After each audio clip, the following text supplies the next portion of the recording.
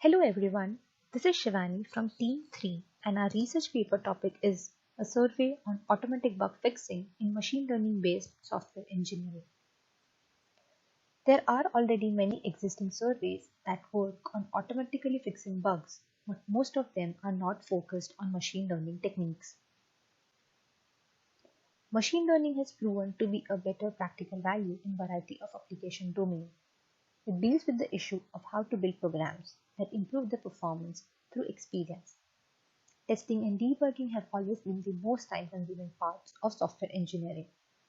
So the sole focus of this survey is based on machine learning techniques to solve the software bugs. Abstract. Automatic bug fixing could improve system performance, reliability, and efficiency. This helps quickly reallocating the resources and reduce maintenance cost. In this paper, we survey the work of program repair that uses machine learning techniques. We have done survey on several state-of-art approaches plus shown comparative performance analysis. The motivation behind this paper was timely identification and fixation of bugs facilitates better working of the software. There are plenty of programmers who spend plenty of time in detecting a bug and solving a bug. Defect repair is very time consuming. Even if only 1% of defects can be automatically repaired, each programmer can save 1,000 of the development time. And that is the only reason there is increasing demand in software engineering field that more advanced methods and algorithms needs to be developed and tested for detecting and fixing bugs. To overcome this situation, machine learning to automatically repair program errors was a good choice.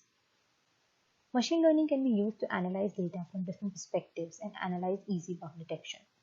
The strength of machine learning lies in mathematical implementation and can be used to create software design and develop its artifacts. This reduces the development time and improves the development efficiency. There are many existing works about surveys on automatic program repairing, taking Eugene's works as an example. They surveyed the existing works in the mainstream of task-based program repair.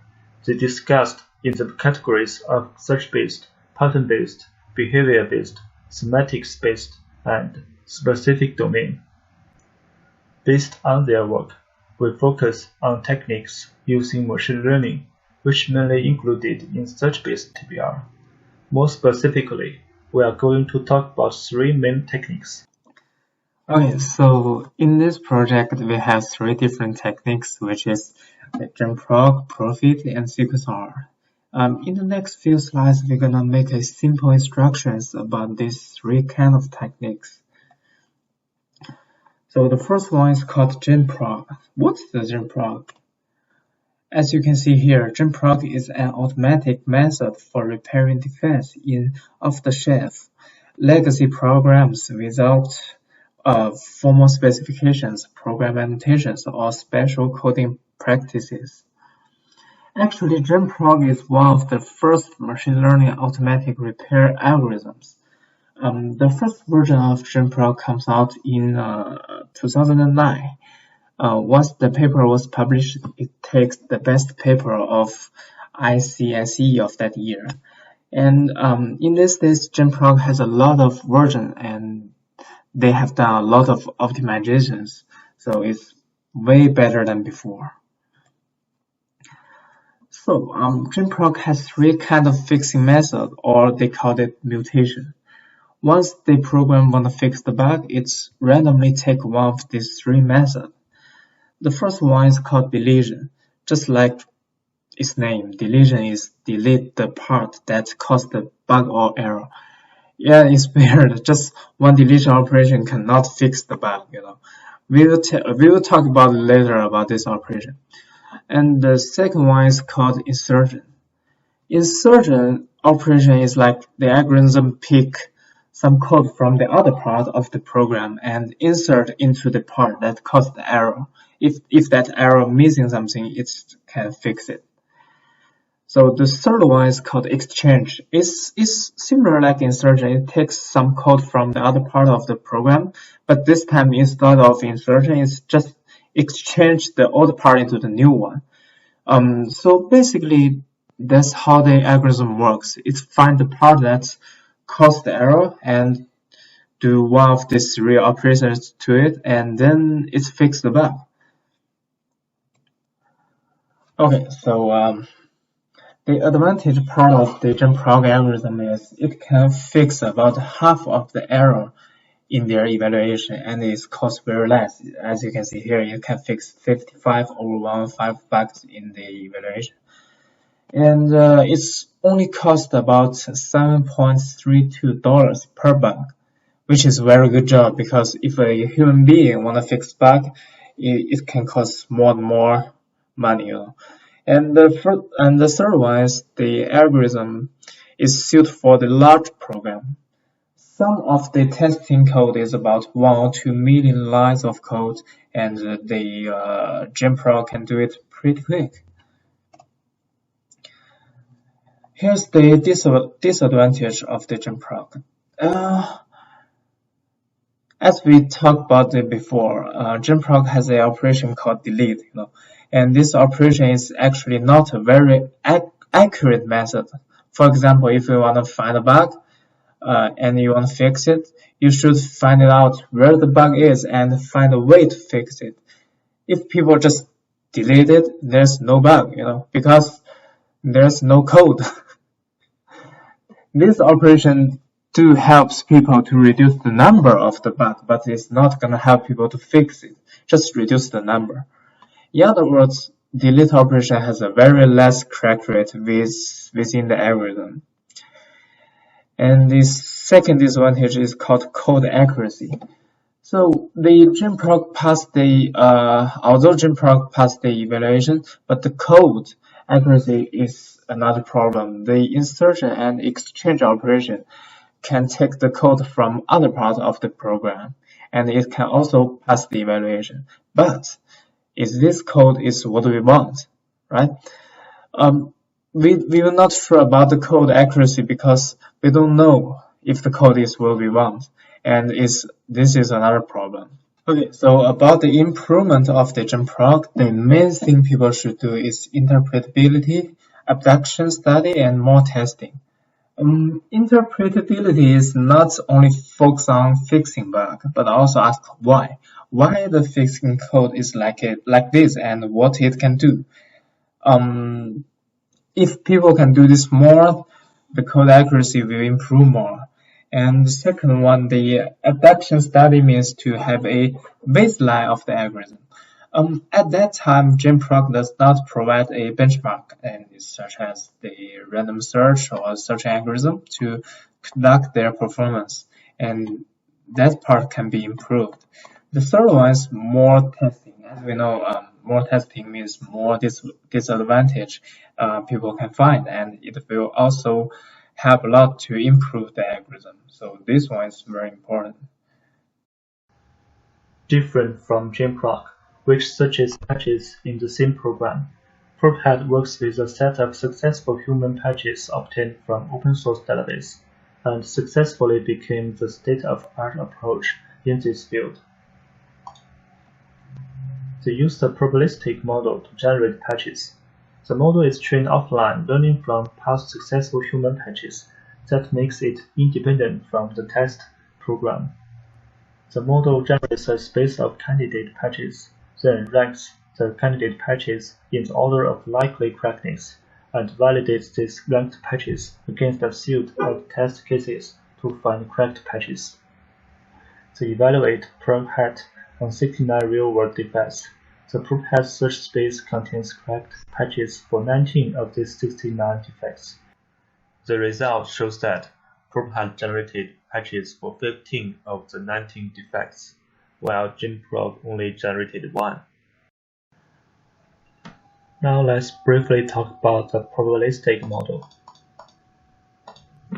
The training dataset to the model is a large revision change database D, where each element of D is a pair of defective and repaired programs Pi and Pi prime. Prophet learns a probabilistic model such that it assigns a high conditional probability to Pi prime, denoted as above. Note that there are other possible required program P prime given program Pi. The probability thus can be integrated as a normalized score, which prioritizes the correct required program Pi prime among all possible candidates.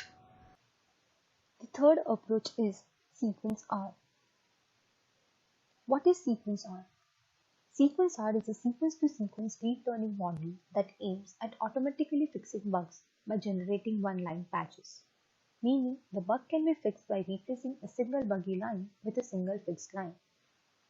It is based on the idea of receiving buggy code as input and producing fixed code as output.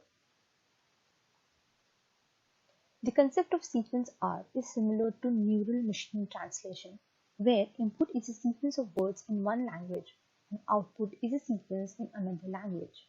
Example, translation from French to German.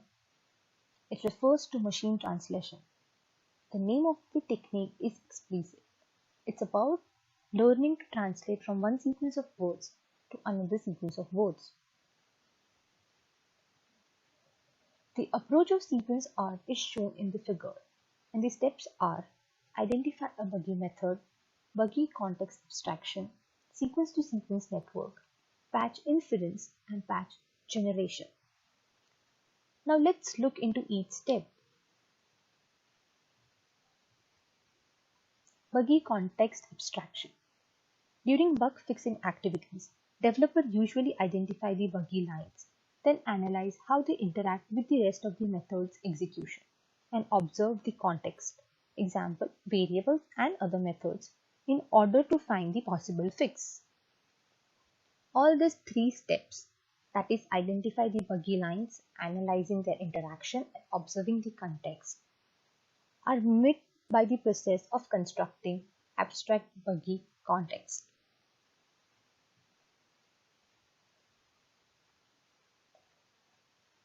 Sequence R constructs the abstract buggy context and organizes fault localization data, that is buggy class, method or line, into a representation.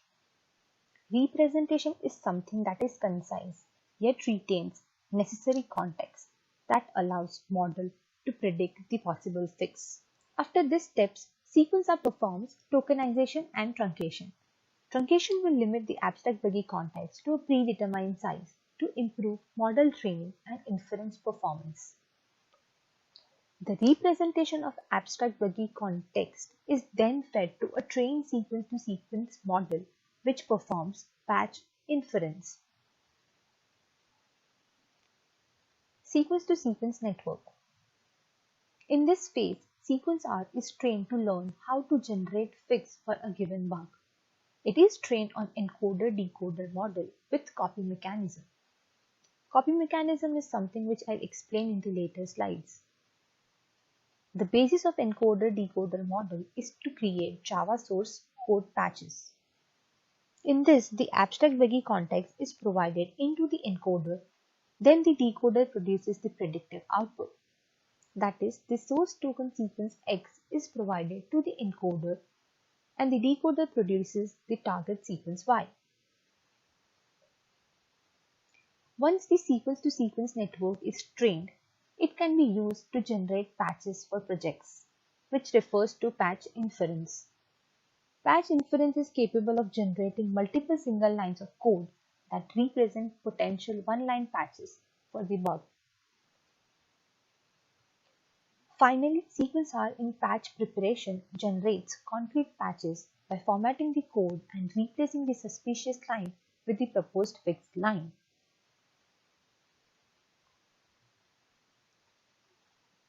Figure shows the overview of the approach from fault localization to patch validation.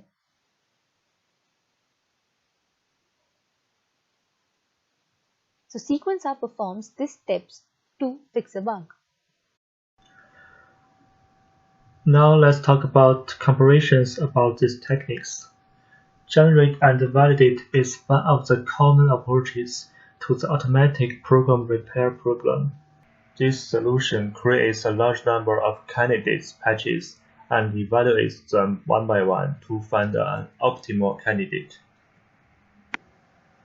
Then the candidate is tested against the test suite. It is accepted if passed.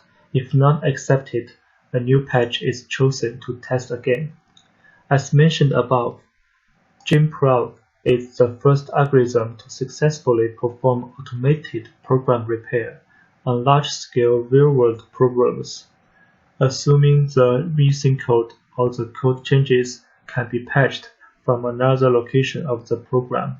Since the patches are all from the same region of a repaired program, the JIMPROC has advantages over other repair techniques to better fit program's intention. As a comparison to JIMPROC, in an experiment mentioned above, Proc had generated 15 correct patches of 19 defects, while JIMPROC only generated 1. Proc had generated patches from outside the world using a probabilistic model. By applying this model, the threat of overfitting is also reduced, which we will explain later. It also uses an intermediate approach to move quickly to start validating highly ranked patches, so that significantly reduce the time to find the most correct patches. As for the drawback, since the correct patches are sparse in the space of plausible patches, randomly generating solutions is more likely to produce plausible incorrect patches than correct patches. Even others did a lot of work to reduce the probability to generate incorrect patches. The accuracy still remains low. Now let's talk about what we found important in the process of research. The first one is the impact of fault localization. Before automatically repairing a fault, the exact location of this fault should be clear. Actually, in most repair techniques, fault detection and localization is considered as the first step. A fault localization technique is executed returns a list of program statements that may cause fault. The repair program then picks statements from the list one at a time, searches for patch candidates, then picks the next repeatedly until the buggy statement is found in the list. That makes the localization effectiveness have a significant influence on the repairing performance. In JIMPROC, they used a probabilistic evaluation of fault location and found that adopting the state-of-art fault localization techniques improved its performance significantly. In PROPHET, the probabilistic model and the repair algorithms are independent from the defect localization component. That makes it possible to combine repair techniques with better defect localization techniques. So what's the situation of fault localization research? Actually, with decades of research, fault localization becomes increasingly complicated. While the efficiency and the effectiveness are still unsatisfying, there are still many problems remains to be solved, like how do the multiple bugs influence each other in a single program is unclear, and how to detect the code omission as well as run its location into the list is not solved smoothly. Unfortunately, the assumed one-point bug is too much restricted and idealized, while the special situation comes much more commonly. That is exactly the obstacle that decreases the success rate of most repair methods. Copy mechanism. The problem with sequence generation is that only tokens which are in the training set are available for output. Words such as proper names, example Chicago, are so rare that they do not appear in the training vocabulary, but those words may be necessary for proper output. Addition of the proper nouns in the training vocabulary leads to an extremely large vocabulary containing many rare tokens used infrequently only in specific context. To overcome this vocabulary problem, copy mechanism is used. Now, what is copy mechanism? The basic intuition behind this approach is that rare words not available in the vocabulary may be directly copied from the input sentence over the output translated sentence. For example, consider a task of translating the English sentence, "The car is in Chicago," to French. Assume all the tokens in the sentence are in vocabulary except Chicago. An NMT model might output the following sentence and translate it to another language. With copy mechanism, the model would be able to automatically replace the unknown token with one of the tokens from the input sentence. In this case, Chicago. How does it work? For every successful predicted line, tokens in that lines are categorized based on whether the token is in vocabulary or not. For those tokens out of vocabulary, backward tracing is done to find the original location of the copied token. By analyzing the original location of the token, the importance of the context, in particular to the abstract buggy context, is then measured and conversion is done. This makes the system more powerful by solving the unlimited vocabulary problem. So this is one of the advantages of using sequence R over other models. Okay, here I'm going to talk about the impact of patch generation. So the main challenge of the patch generation is correctness and efficiency. It's the most critical question to generate the true path. And the program code varies significantly due to many unpredictable reasons. So how to reconstruct the program correctly and accurately always remain an open challenge. And techniques like JMprog generates patch from the existing code of the program, and it does have some good results according to some of the experiments, but most of the bugs are still there and remain to be fixed. The profit algorithm improved the results by using a probabilistic model to generate the patch space and rank patches by probability. Although they did a lot of work to make it less likely to produce incorrect package, the accuracy is still low, which makes the search space very big, thus making it have a significant influence on patch searching efficiency, and this is very bad. Okay, so here's two examples, JMprog and Scrum. Among the 55 bugs corrected and repaired by JMprog, like what we said before, and a total of 37 fixed bugs could not pass the text example at all. The reason for passing it, like previous passing it, is because the text results of the operation are not strong enough. If it only detects the cardinality of the data structure and it does not test the correctness of each element. A study of all the 110 patches generated by JMprog that returns the correct answer to the test found that in these 110 patches, 104 of the patches are equivalent to just directly deleting the code of the module when the bug is located. After deleting the wrong part, the program effectively avoids the integral overflow and the buffer overflow. Because the test data is too weak, you can pass all the tests by deleting the functional code just directly. Just like as long as you do nothing, you will not go wrong, right? So that's the weakness of the patch comes from the JMprog. As we can see, the most challenge is correctness and efficiency.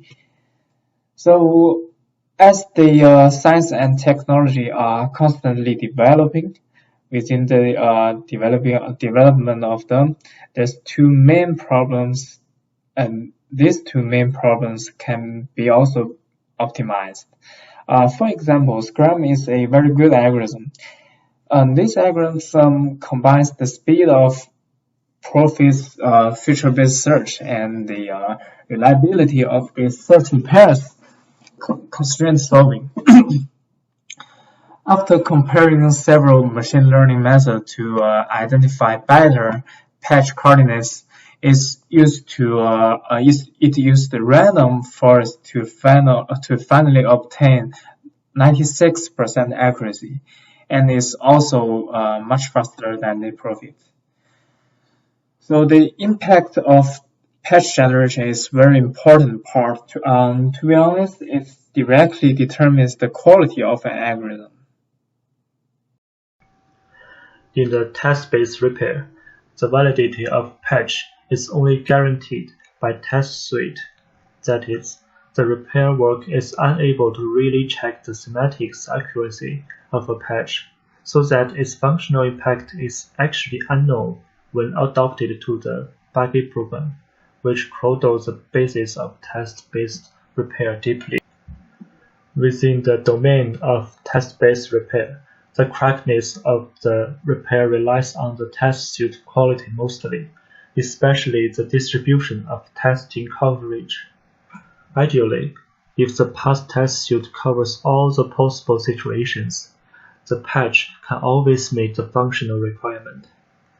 If the past test suite can only cover part of the function, the generated patch may perform well on that test but poorly fit the actual function. That leads to an overfit.